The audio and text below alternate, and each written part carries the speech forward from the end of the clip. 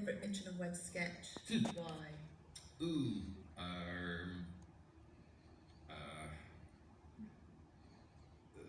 there are quite a few I like.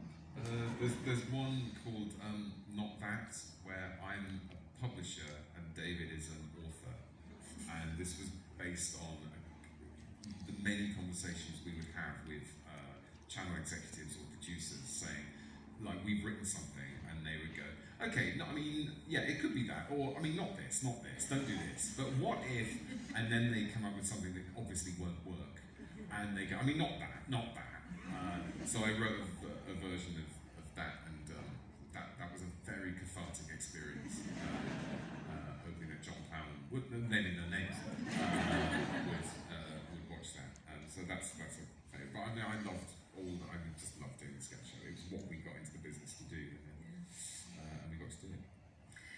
What was really on the other side of the door at Superhand's party in the New Year's episode? Quite specific.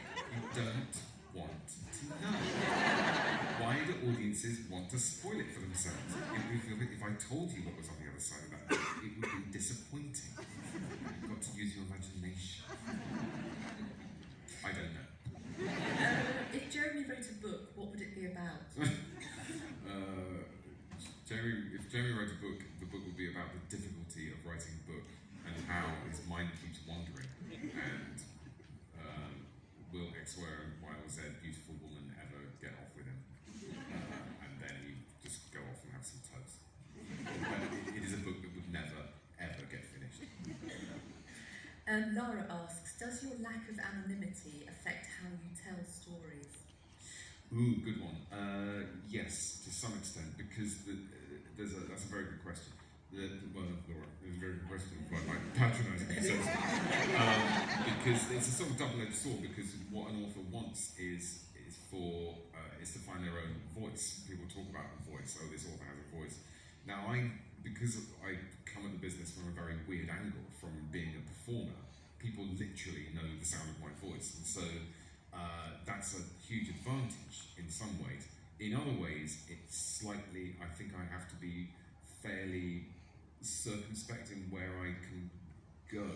For example, I've got this female protagonist, which is fine to some extent, but if suddenly I wanted to write a love scene from her point of view, that would be, I think, I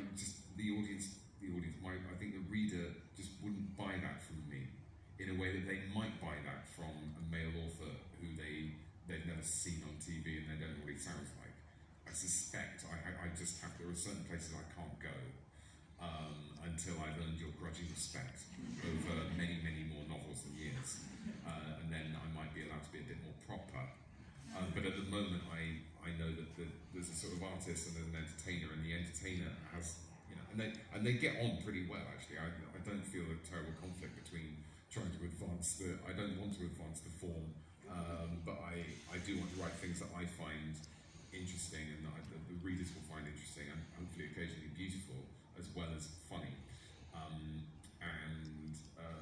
I think as I go on, I may or may not become slightly less eager to please, and I might trust the reader I might trust them to get stuff without battering them over the head. Not that I'm battering you over the head in this, but it's I'm very. You will see that I'm keen to keep those pages turning, and I think as I go on, hopefully I will relax a bit.